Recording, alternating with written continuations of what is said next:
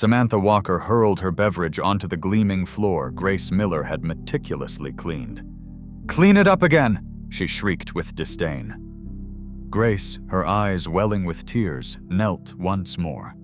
Samantha's affluent parents merely observed with unconcerned expressions.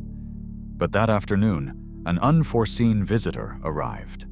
A figure resembling Jesus Christ, clad in a simple white robe and possessing a gentle beard, would soon alter everything irrevocably. At this very moment, the Walker estate in Dallas resembled a theater of cruelty rather than a dwelling. The polished marble floor still reflected the expanse of spilled orange liquid, its pristine surface marred by Grace's renewed efforts.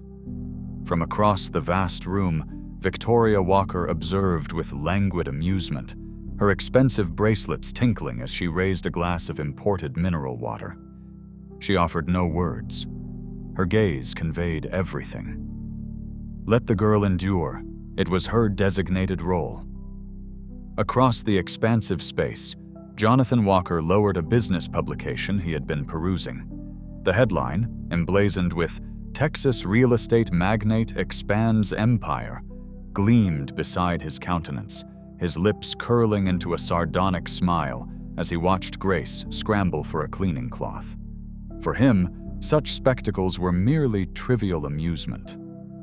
"Adversity forges character," he frequently proclaimed, though in that household it seemed only Grace ever experienced such character building. Samantha, reclining on a plush sofa like an indifferent princess, crossed her legs and tilted her head, a smirk ill-suited to her youth gracing her features. Her phone vibrated with notifications from friends planning a weekend excursion on a yacht. Yet, the humiliation of Grace offered a more potent satisfaction than any social invitation.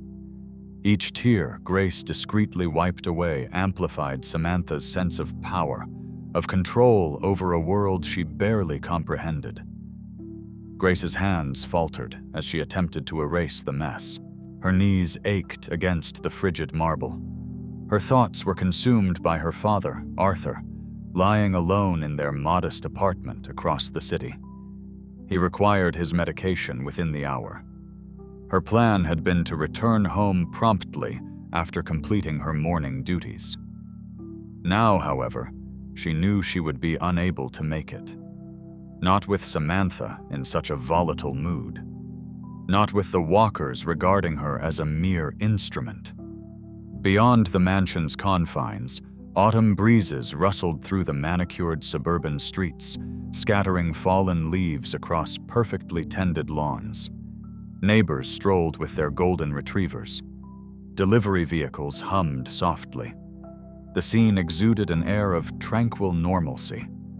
No one could have anticipated the events about to unfold. For mere hours later, as the sun began its descent behind the Dallas skyline and long shadows stretched across the opulent Walker estate, a soft knock would resound through the grand foyer. A man, garbed in an unadorned white robe, barefoot, radiating calm and serenity, would stand at the threshold. Upon his entry, this house, which had once glorified cruelty, would confront a truth for which none were prepared. Jesus Christ had arrived, and life would never again be the same. The Walker mansion wasn't merely expensive, it exuded opulence in every conceivable aspect, standing as a monument to excess. Morning sunlight streamed through floor-to-ceiling windows, casting golden shafts across imported Italian marble, polished to a mirror-like sheen.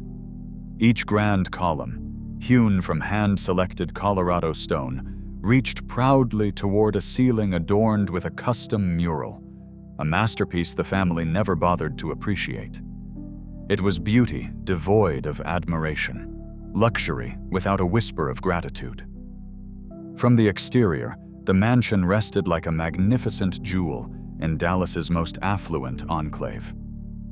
Internally, it was a realm where Samantha Walker had been nurtured to believe the world revolved solely for her convenience. Upstairs, Samantha stood before an immense walk-in closet, larger than many apartments in the city's downtown core. Walls lined with designer garments, Gucci, Chanel, Dior, meticulously color-coded and illuminated by subtle gold LED lighting. Beneath them, rows of footwear gleamed, each pair impeccably arranged, like soldiers awaiting orders. A central glass island showcased her jewelry collection, diamonds she never wore, pearls she never cherished, gifts she barely recalled receiving. Yet none of it stirred her. She had been immersed in such extravagance since birth. Excess was her norm. Victoria Walker entered the closet, her presence as refined as the marble underfoot. She wore a matching lilac athletic ensemble from a designer label, whose leggings commanded a price exceeding Grace's weekly wages. Her blonde hair cascaded in effortless waves, styled by a daily visiting artist. "My dear," Victoria announced, tapping a box swathed in gold ribbon. "The latest collection from New York has arrived. Your father insists you deserve something extraordinary for the charity gala." Samantha offered a wry smile and tugged at the ribbon. "I deserve something extraordinary every single day."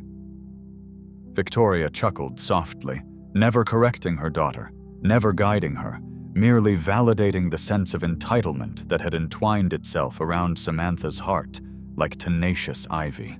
Meanwhile, downstairs, Jonathan Walker paced the living room, engaged in a conversation through his wireless earpiece. His voice, imbued with the confident, resonant timbre of a man unacquainted with refusal, carried throughout the space. The glass walls behind him offered a panoramic view of a meticulously maintained backyard, complete with an infinity pool, a luxurious cabana, and manicured gardens tended by a team Grace frequently assisted, but for whom she received no acknowledgement. Jonathan paused to savor a sip of his imported espresso. His gaze, drifting upward toward the magnificent chandelier, perceived not artistry, but dominion. Every possession, every tile, every piece of art, every square inch of that estate served as a stark reminder that he reigned as a sovereign in a world constructed for victors. And within this kingdom of lavishness, Samantha presided as its princess. Each day, she glided through the mansion with the assurance of one who had never borne a burden heavier than her designer handbag. She commanded legions of stylists, trainers, therapists, tutors, assistants, and drivers. Yet, despite such boundless abundance, her heart remained strikingly devoid, a truth she would never admit. For within the Walker household, vulnerability was weakness, arrogance was tradition, superiority was an inheritance, and Grace Miller, with her calloused hands and quiet fortitude, existed as a mere silhouette against the backdrop of their glittering existence. But the mansion, for all its gilded splendor and polished marble, was unaware that soon every chandelier, every window, every untouched artifact of luxury would bear witness to a truth far more potent than wealth. The day Jesus Christ walked through its doors, in a mansion adorned with shimmering chandeliers and exotic art, Grace Miller moved like an apparition, present in every space yet unseen by its inhabitants.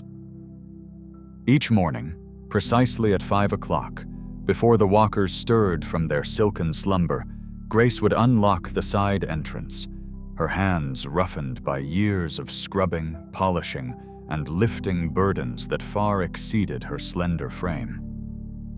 The Walker mansion awakened under her silent care long before it responded to their commands. Grace's uniform, fashioned from navy blue fabric faded from countless wash cycles, clung to her slender arms.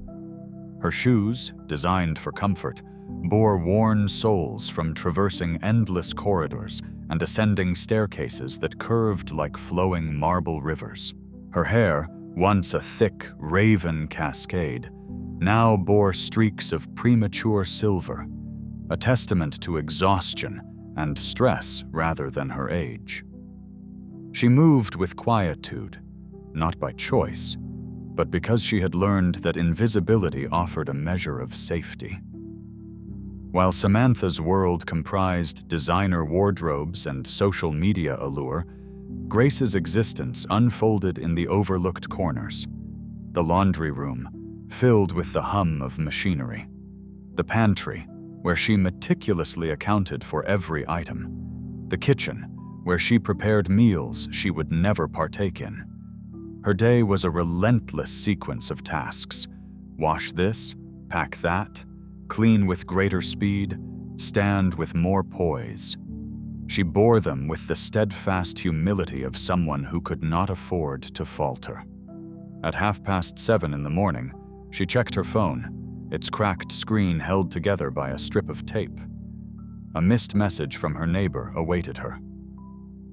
"Grace, your father had another restless night. I stayed with him. Please call me when you're able." Her father, Arthur Miller, once a proud construction worker, now struggled to lift even a glass of water following his stroke. Grace was his sole support. The cost of his medications far exceeded her weekly earnings. Each time she observed his trembling hands, a pang of guilt tightened in her chest, a sorrow for not being present more often. But guilt did not procure prescriptions. So, Grace continued her work.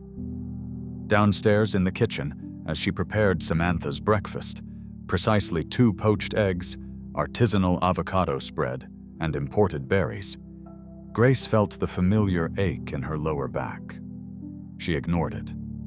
Pain was a luxury she could not afford to acknowledge. In the hallway, she passed Victoria Walker, without acknowledgement. Victoria remained engrossed in her phone, her attention never drifting towards Grace, who was as insignificant to her as a gentle breeze from an air vent. Jonathan Walker strode by moments later, barking into a Bluetooth headset, nearly colliding with Grace without registering her presence. His expensive cologne lingered, overpowering the faint scent of lemon cleaner that still clung to her attire. The most burdensome aspect wasn't the sheer volume of work. It was the pervasive invisibility. Grace was the silent force maintaining their wealth, the tireless feet carrying their burdens, the quiet strength underpinning their comfort. Yet her name was only spoken when an instruction was to be issued. She was not a participant in the Walker's world. She was a shadow enhancing its radiance. But shadows invariably deepen when they bear too much light for too long. And on this particular morning, as Grace placed Samantha's breakfast on the marble counter and murmured, "Your eggs, Miss Walker," a weary sigh escaped her lips. It was a sound unheard by anyone present, save for the divine observer. And mere hours later, the one who heard her would arrive, knocking at their door. By mid-morning, the Walker mansion exuded an aura of artificial perfection. Fresh floral arrangements adorned the rooms, carpets were vacuumed, and breakfast trays were cleared. Yet beneath this polished veneer lay a more somber reality. The more profound Samantha's privilege became, the more conspicuously shallow her empathy appeared. Her inherent cruelty resurfaced with alarming swiftness. "Grace!" Samantha's voice cut through the tranquility like a sharp blade.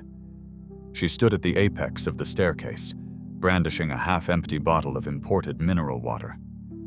"This is not sufficiently chilled.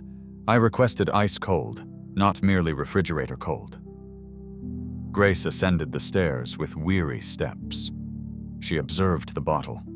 Frost already coated its exterior.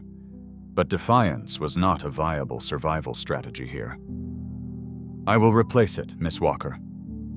Samantha rolled her eyes dramatically, her frustration manifesting in a theatrical groan. "Do you ever truly listen? Or do you simply delight in doing things incorrectly so I can observe you rectifying them?" Her laughter echoed through the hallway, hollow and piercing. From the doorway of her home office, Victoria Walker observed the scene. She made no effort to correct her daughter's behavior. If anything, she offered a subtle nod of approval, as though Samantha were practicing some warped form of leadership. Jonathan passed by moments later, briefcase in hand. He cast a glance at the unfolding tableau, offered Samantha a knowing smirk, and murmured, "Hold individuals to high standards, my dear. That is how they truly learn." Grace, meanwhile, was learning nothing except the extent to which a human heart could decay when devoid of any instruction in compassion. Back downstairs, Samantha followed Grace into the kitchen, launching her demands like sharp projectiles. "I also desire sparkling water, French, not Italian, and the lemon slices must be thin, not thick. Last time you prepared them so unevenly, my followers noticed on my Instagram story." Grace's hands trembled slightly as she prepared the beverage. She had managed less than 4 hours of sleep the previous night. The weight of the entire Walker household pressed upon her, akin to a boulder she was compelled to push uphill each day. Upon presenting Samantha with the glass, the young woman took a single sip, wrinkled her nose, and without a moment's hesitation, tipped the glass forward, emptying its contents directly into the sink. "Nope, too much lemon. Do it again." Grace inhaled deeply, gathering her composure. In the living room, Victoria watched this display with a look of pleased satisfaction. To her, Grace's submissiveness served as validation of her own elevated status. In her mind, wealth was not merely about comfort, it was about inherent justification. But the most egregious act occurred that afternoon. As Grace meticulously polished the marble floors, Samantha sauntered in, resplendent in new designer heels. She carried a paper shopping bag from an exclusive boutique. "Oh, I nearly forgot," she remarked sweetly. "I dropped something." Then, with deliberate intent, she overturned the bag, allowing a brand new silk dress to tumble directly onto the floor, still damp with polish. Before Grace could react, Samantha stepped onto the dress with her stiletto heel, grinding it into the marble. "Oops, now it's soiled. You'll have to hand wash it before tonight." Grace stood frozen. The dress likely cost more than her monthly rent, and Samantha had deliberately ruined it merely to witness Grace's subjugation. A household saturated with wealth should have cultivated gratitude. Instead, it fostered a heart that grew progressively impoverished, a heart that mistook cruelty for power. Yet, each act of arrogance, every careless humiliation, every forceful stomp of Samantha's heel was inadvertently constructing a destiny she could not foresee. For the heavens bear witness to what humanity overlooks. And soon, Jesus Christ himself would cross the threshold, revealing the true contents of the Walker family's hearts.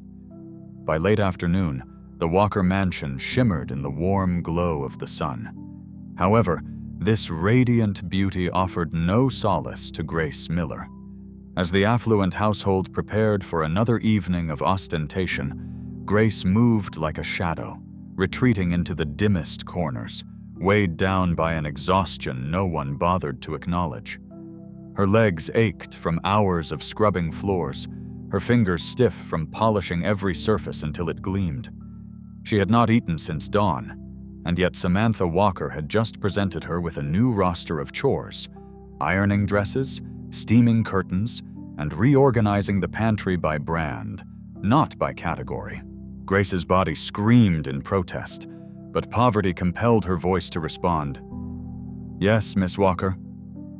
In the hallway, she paused momentarily, pressing a hand against the wall for support. A wave of dizziness washed over her. She could almost hear her father's voice in her mind. "Don't overwork yourself to death, Gracie. I have only one daughter."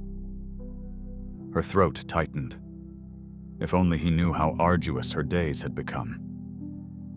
Within the laundry room, the air hung thick with the scent of detergent and steam.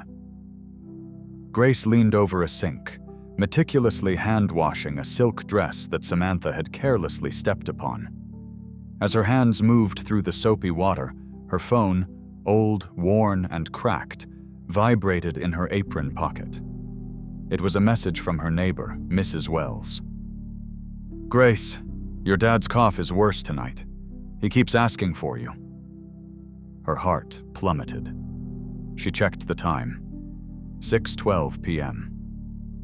Arthur's medication was due precisely at 6, or his tremors would worsen.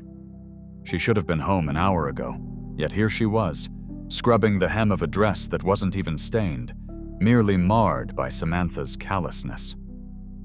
Grace wiped her cheek with her sleeve, realizing too late it was not sweat, but a tear. She attempted to call her father, but the call rang unanswered. He was likely asleep again, or too weak to reach the phone. Jonathan's voice boomed from down the hall. "Grace, Victoria requires the dinner centerpiece on the patio." She flinched like a startled bird. Quickly rinsing her hands, she hurried to the kitchen and lifted the heavy floral arrangement. Her arms strained under its weight, but she forced herself to continue walking. Outside, the sun had dipped lower. The sky was a canvas of pinks and oranges. Wealthy neighbors sipped wine on their balconies. Laughter drifted through the air like a delicate perfume. Grace placed the centerpiece on the table, stepped back, and felt something within her chest fracture quietly, invisibly. Later, as the family savored an extravagant dinner, Grace stood alone in the dim pantry, her hands pressed against the cool metal shelves. Her shoulders trembled. She whispered, "Lord, please help me get through tonight. Please." No one heard her prayer. No one except the one who was already en route. And before the night concluded, Grace's whispered plea would reach the very entrance of the Walker mansion in the form of Jesus Christ himself. Evening descended upon the Walker estate like a luxurious velvet drape, softening the last vestiges of sunlight and giving way to the warm glow of chandeliers and the convivial laughter emanating from the grand living room. This was Samantha's preferred part of the day, not for moments of quiet contemplation, but because it was the hour her friends typically arrived to celebrate their affluence in the manner they knew best, by displaying it. The front door chimed, and shortly thereafter, 3 young women entered, each adorned in designer ensembles that far surpassed Grace's monthly income. They embraced Samantha with effusive squeals, their perfumes mingling to create a sweet, heavy aroma. "Sam, you look absolutely stunning," exclaimed Chloe Benson, flicking her platinum blonde hair. "Naturally," Samantha retorted, mirroring the gesture with her own hair. "Tonight is going to be incredibly fun." Fun for them, certainly not for Grace. As the girls settled onto the couch, Grace silently delivered a tray laden with sparkling water. Each bottle was carefully opened and poured into crystal glasses, precisely as Samantha insisted. However, Samantha's attention was not on the refreshments. Her gaze was fixed on Grace. A dangerous, gleaming idea sparked in her eyes. "Actually, Grace," she said, her tone deceptively sweet. "Come stand right here." Grace froze mid-step. The last time Samantha had employed such an inviting tone, Grace had found herself reorganizing the entire pantry at midnight. Samantha gestured to a spot in the center of the room, near the expensive rug. "There, that's perfect." Grace complied, placing the tray on the coffee table. Chloe raised an eyebrow. "Who is she?" "She's my maid," Samantha replied with evident pride. "She handles absolutely everything for me." Grace's cheeks flushed with embarrassment, but she kept her gaze lowered. "Oh, show them that dress, Grace," Samantha suddenly commanded, reaching for a luxury shopping bag. "Hold this up for them." Grace carefully took the dress. It was a sapphire blue silk gown, elegant, flawless and shimmering under the lights. "Higher," Samantha instructed. Grace lifted the dress.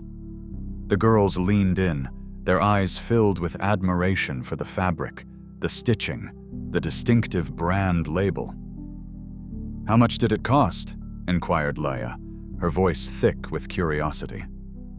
$8,500, Samantha stated casually, tossing her hair. "My father didn't even hesitate when I chose it." The girls gasped in delight. Grace held the dress a fraction tighter. $8,500. More than her rent for 6 months. More than her father's medication for several cycles. And then came the cruelest blow, a barbed remark disguised as light-hearted humor. Chloe leaned towards Samantha, a mischievous grin spreading across her face. "Is she always this serious?" Samantha laughed. "She's perpetually like that, but don't feel too sorry for her. People like Grace, they're simply born to serve." The other girls giggled. Something within Grace fractured, a soft, agonizing sound. Samantha snatched the dress back and shoved another bag towards Grace. "Go put everything away upstairs. And be careful. These are exclusive pieces, far beyond anything you could afford." As Grace turned toward the staircase, she heard the final, cutting remark behind her. "I swear, sometimes I think she should be grateful just to breathe the same air as us." Their laughter followed Grace up the marble steps, like sharp claws scraping against her back. She ascended slowly, each step heavier than the last. Her throat tightened. Tears threatened to spill, but she suppressed them. She could not afford the luxury of crying. Not here. Not in this house. But heaven had already registered the tears she refused to shed, and before the night concluded, heaven would offer its reply. By the time the Walker mansion fell silent, the digital clock on the kitchen stove displayed 2:57 a.m. The house was finally asleep. At least the people within it were. Grace Miller, however, remained awake. She stood alone in the dimly lit kitchen, washing the final dish from Samantha's midnight snack marathon with her friends. Her eyelids felt heavy, her back ached, and her hands trembled from sheer exhaustion. Grace continued her tasks because she had no alternative. Every minute she remained meant another minute her father waited for her at home. Samantha had been adamant that Grace not depart until every single surface gleamed. Thus, Grace remained. She polished the final dinner plate and reached for her satchel. She still had time to catch the early morning commuter service. If she hastened, she might reach her father by precisely 4:30 in the morning. A gentle chime resonated through the profound quiet. Grace froze, startled. No one ever called on the Walkers at such an ungodly hour. No one would dare. A second, softer chime followed, almost patient in its cadence. She moved cautiously towards the entryway, dabbing her damp hands on her apron. Upstairs, the palatial residence remained in slumber. Samantha and her companions had succumbed to sleep after an evening of animated conversation and lavish indulgence. Jonathan and Victoria were nestled in their expansive California king bed, utterly detached from any concerns beyond their insulated existence. Grace reached the imposing front door, uncertain whether to respond. Jonathan had issued explicit directives: never answer the door after the midnight hour unless a visitor was anticipated. They were not expecting anyone. She wavered, but then considered the potential repercussions should she disregard the summons, only for it to prove significant. Samantha would undoubtedly erupt in a fury come morning. Grace swallowed her apprehension and opened the door a mere few inches. A bracing wind swept into the foyer. Standing on the threshold was a man unlike any she had ever encountered. He appeared to be in his early 30s, with lengthy brown hair that cascaded past his shoulders. His beard was neatly trimmed, not untamed. His simple, unadorned white garment seemed incongruous against the resplendent brickwork of the opulent estate. His feet were bare, lightly dusted as if he had journeyed a considerable distance to arrive. And his eyes held a profundity that transcended this earthly realm, warm, ancient, and all-knowing. "Good evening, Grace," he said softly, articulating her name as if he had known it for an eternity. "I apologize for disturbing you at this late hour." Her breath hitched in her throat. She had never laid eyes on him before. She had never revealed her name to him. Yet he spoke with an unshakable calm that effortlessly dispelled fear. Who are you?" she whispered. He offered a small, serene smile that somehow soothed every ache within her being. "A traveler," he replied. "One who seeks only a sanctuary for the night." Grace's instincts screamed caution. This felt perilous. Yet a quiet whisper from her heart offered a different perspective. He emanates safety. He feels familiar. Behind him, a knight stood immobile, devoid of menace, his posture almost one of deep respect. "Please," the man continued gently, "I shall not inconvenience the family. Merely a brief respite for a few hours." Grace met his gaze once more, and an undeniable certainty settled within her, a conviction deeper than reason itself, that this was no ordinary wayfarer. "Come in," she murmured. The man stepped over the threshold, and at that precise instant, unnoticed by the slumbering household above, the very atmosphere shifted, subtly yet undeniably, as if heaven itself had graced the Walker residence. Soon, every soul within those walls would be brought into the illumination of truth, for Jesus Christ had arrived. The mansion was hushed, save for the faint hum of appliances and the murmur of the night wind seeping through the casements of the tall windows. Grace Miller guided the enigmatic visitor into the dimly illuminated kitchen, still uncertain if she was dreaming or perhaps embarking on the most profound miscalculation of her existence. He moved with an effortless quietude, no apprehension, no hesitation, as though he belonged there more intrinsically than any of the inhabitants. Grace gestured towards a chair. You may sit if you wish." The man offered a gentle smile, settling himself with serene composure. The overhead illumination cast warm shadows upon his white robe, lending him the appearance of a living portrait. "You've endured a taxing day," he stated softly. Grace blinked, taken aback. "How could you possibly know that?" He paused before responding. Instead, his gaze swept across the immaculate kitchen. The meticulously cleaned dishes, the gleaming countertops, the floor still faintly damp from hours of diligent scrubbing.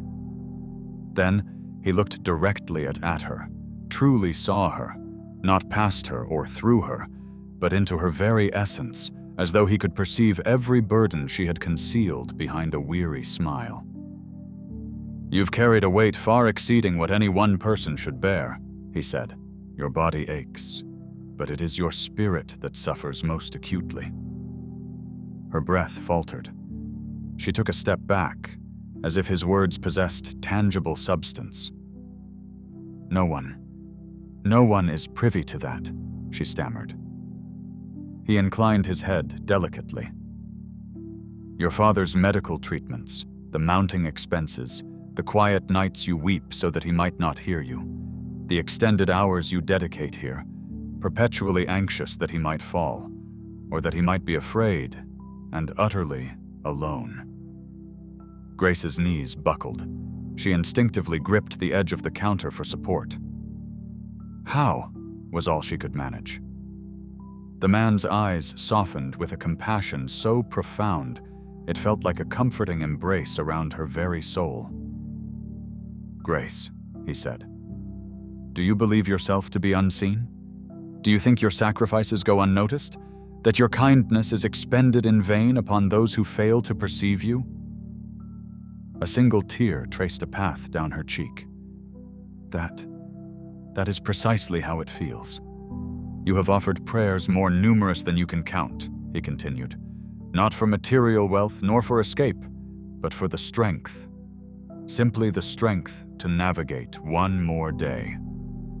Grace covered her mouth as a sob escaped. No one had ever addressed her with such understanding. It was as if her silent suffering held significance, as if she herself mattered. The man rose and moved closer, his presence radiating a tranquility she had never before experienced. "Your name is not a mere coincidence," he said, his voice low and tender. "You extend grace every single day to those who offer no gratitude, who fail to see you, who do not value you. But heaven bears witness. Heaven knows." Her tears flowed freely now, spilling over her hands and onto the polished tiles. He reached out and gently placed his hand over hers. Not possessively, not demandingly, but with comforting solace.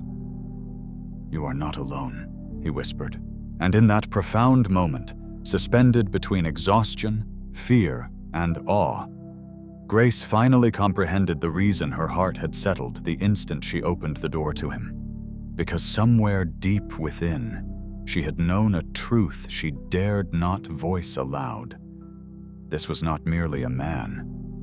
This was Jesus Christ, and he had come for her. Dawn tentatively entered the Walker mansion, its nascent rays slithering across the marble floors like ethereal fingertips, gently brushing away the lingering darkness. The residence, typically serene at this hour, now vibrated with an unusual undercurrent of tension. An indefinable energy permeated the air, charged, almost quivering, reminiscent of the hush preceding a tempest that remained unseen by all. Grace Miller had experienced barely any sleep, her spirit still reeling from the profound revelations of the preceding night. Jesus Christ.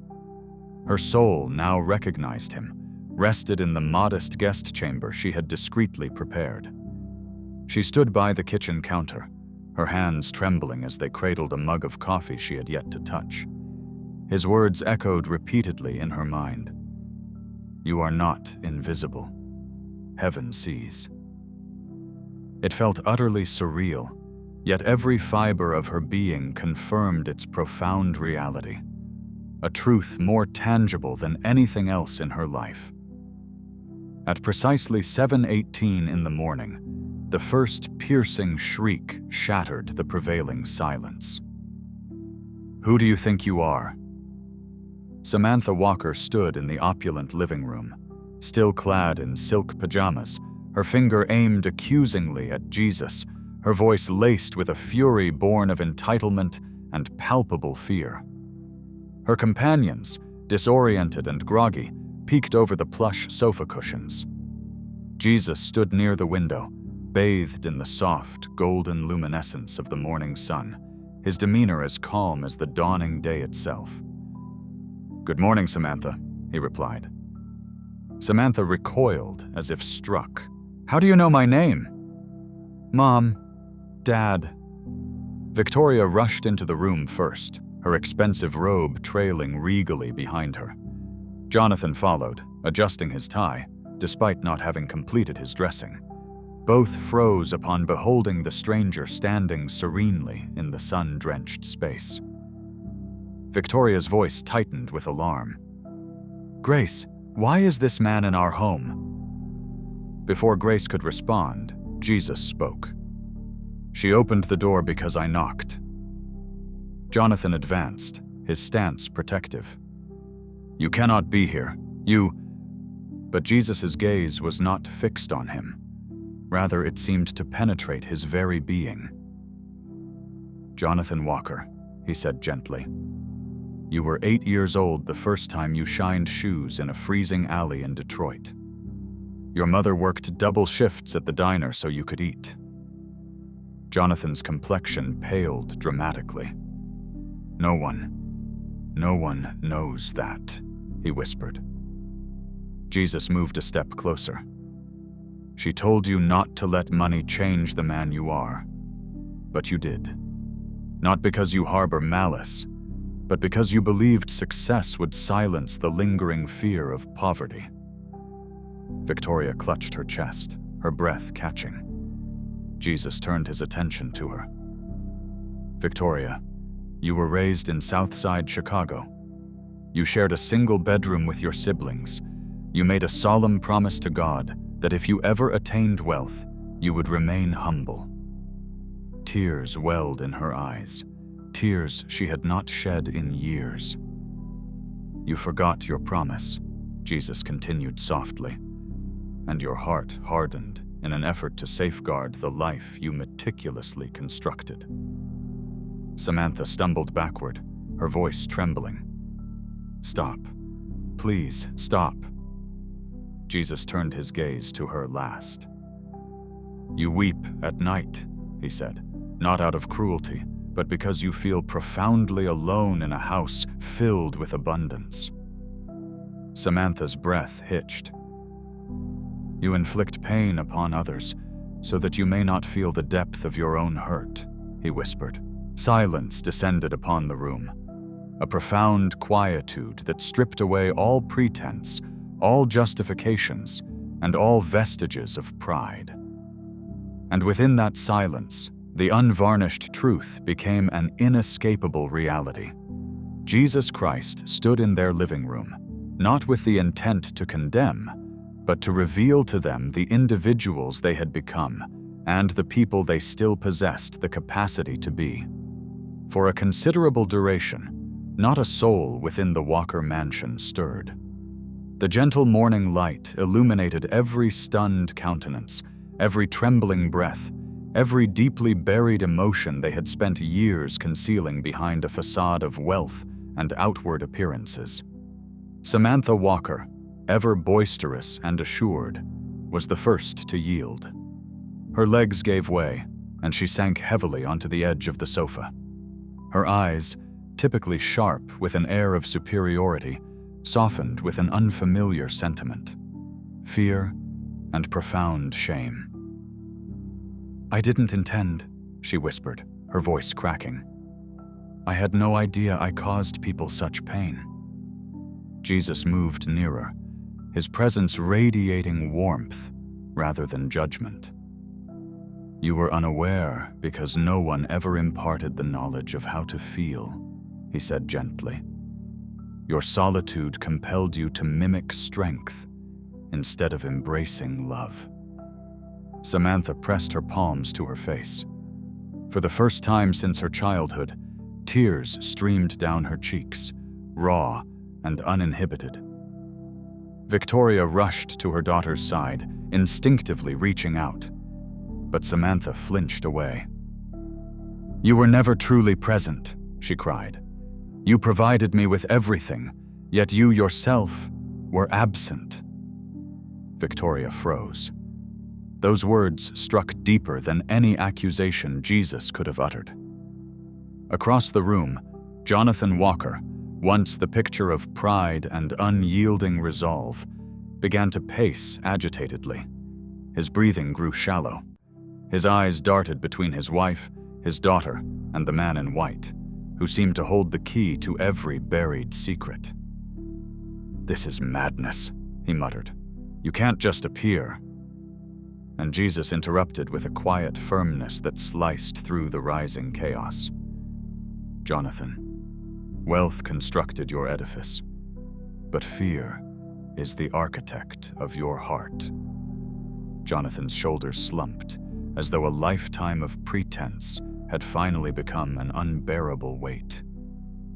"You are consumed by terror," Jesus continued. "Terrified of failure, terrified of losing everything, terrified of reverting to that boy in Detroit once more. Jonathan's jaw trembled. For decades, he had worn confidence like an impenetrable shield. Now, it was fractured. Victoria's voice quivered. "Is there any hope for us?" Jesus turned to her with an expression of unparalleled gentleness.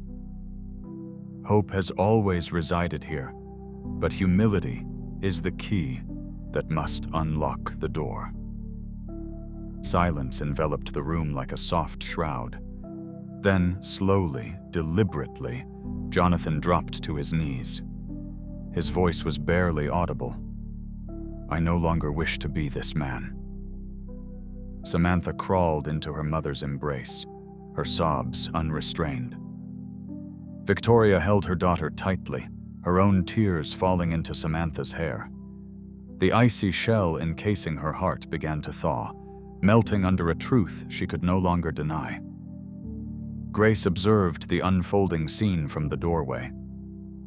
This affluent family, disintegrating not under the weight of tragedy, but through the power of revelation. She clutched her apron, utterly overwhelmed. She had never witnessed Jonathan Walker on his knees. She had never seen Samantha appear so vulnerable. She had never seen Victoria weep.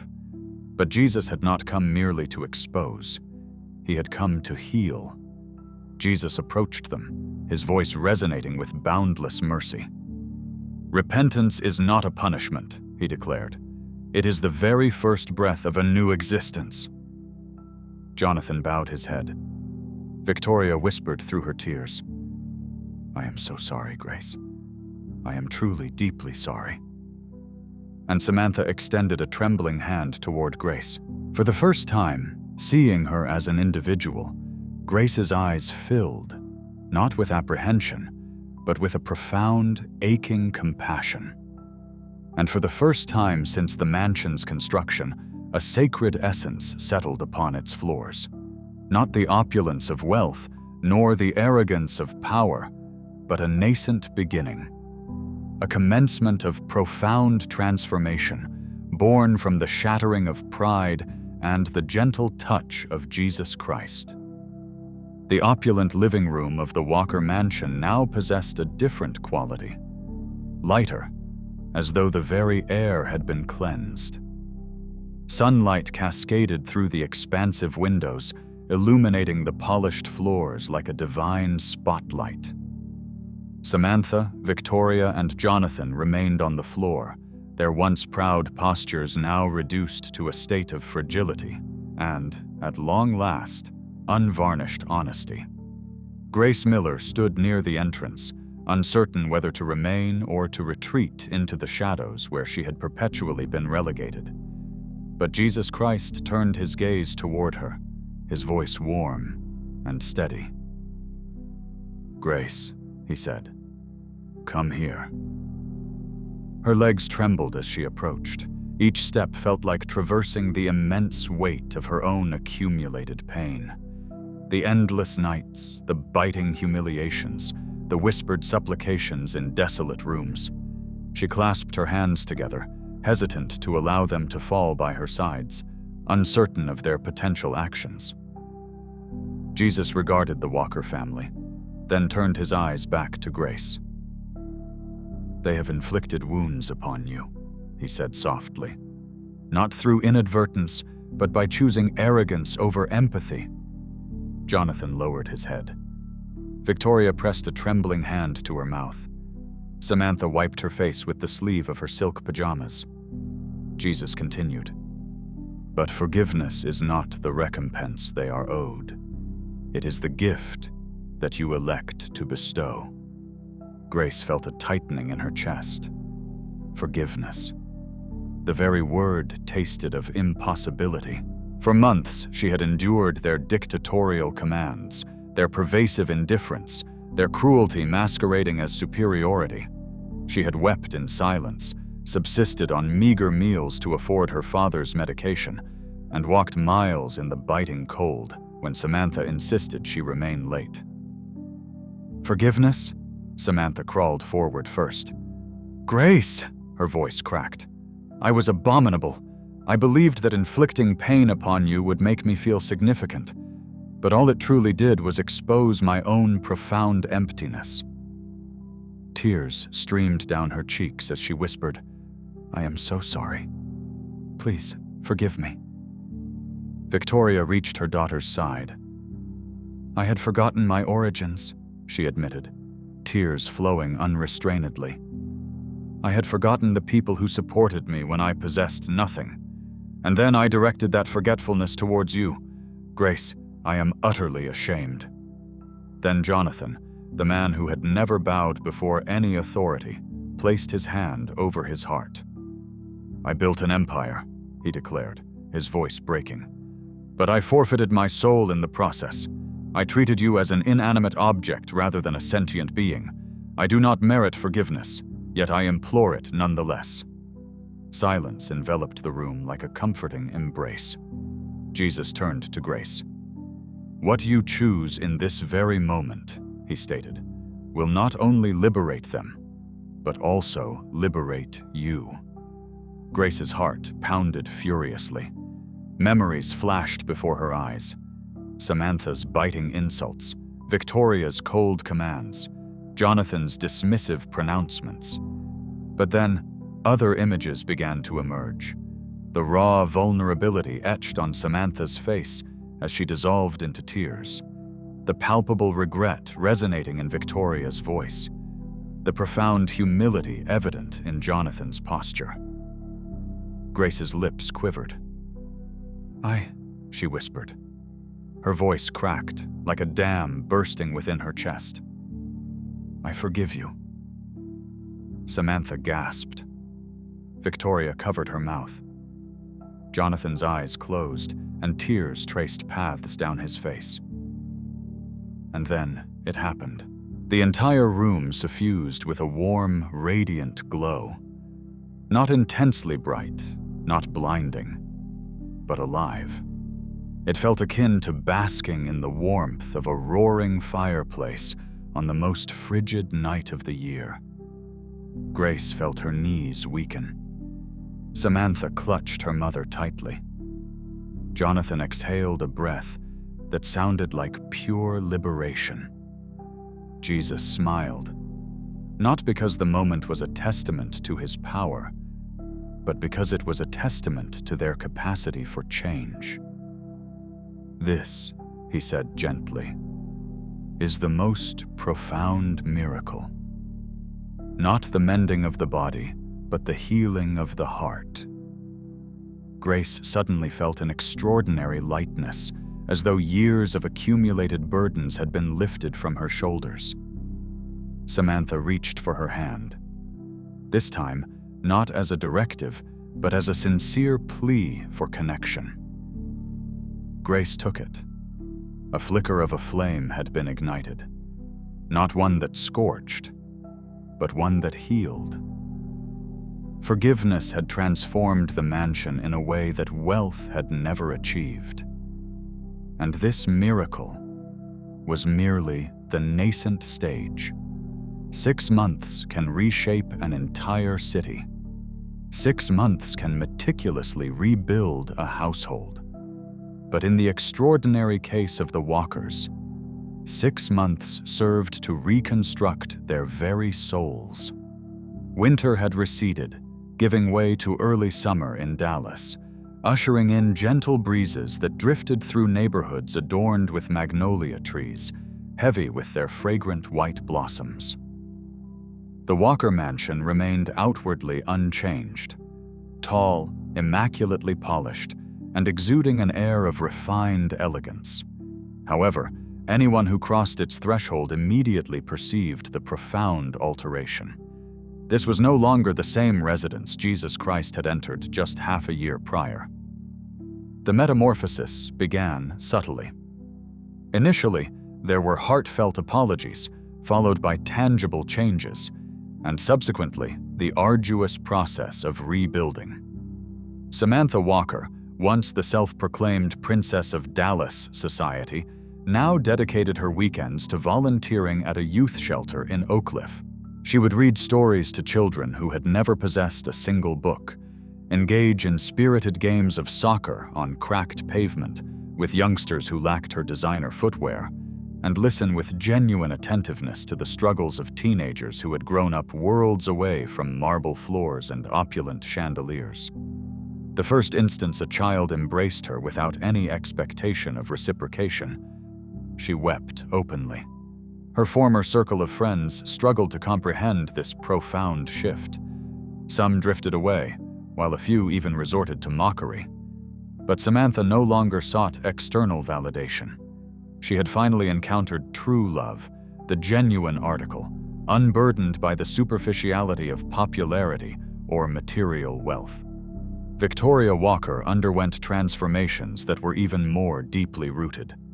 She returned to her childhood neighborhood in Southside Chicago, not as a fleeting visit or a token gesture, but with a monthly dedication, walking the very sidewalks where she and her siblings had once played hopscotch, diligently working to revitalize the community she had once harbored shame for. She established and funded tutoring programs, procured essential school supplies, and inaugurated a food pantry in cherished remembrance of her late mother. She laughed more frequently now, a genuine, unrestrained laughter, a stark contrast to the cultivated, polite amusement of a wealthy woman feigning a life of perfection.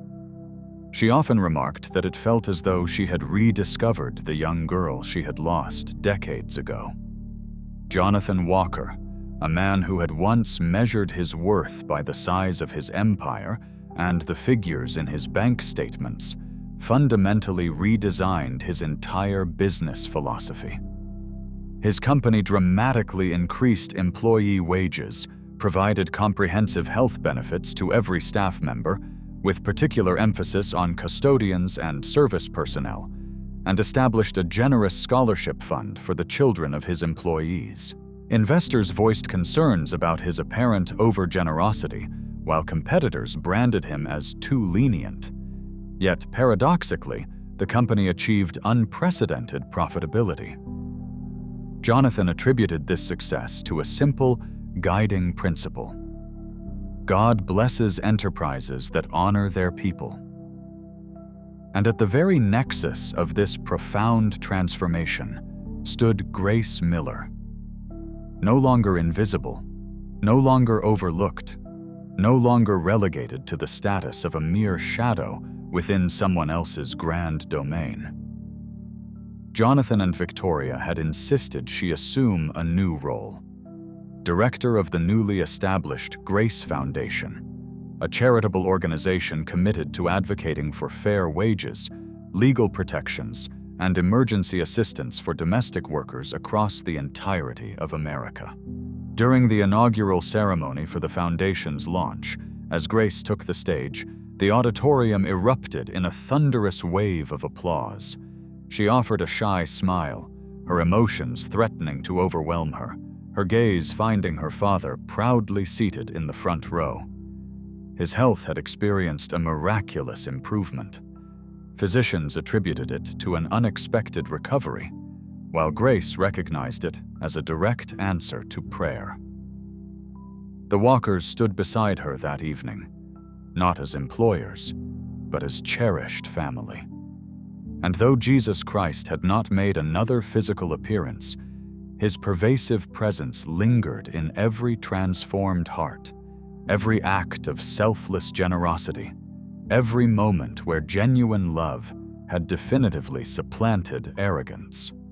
One evening, as Samantha and Grace diligently worked late, organizing a substantial quantity of donated items, a gentle breeze wafted through the open window.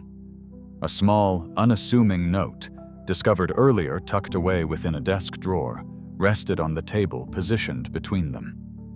Where love flourishes, I am ever near.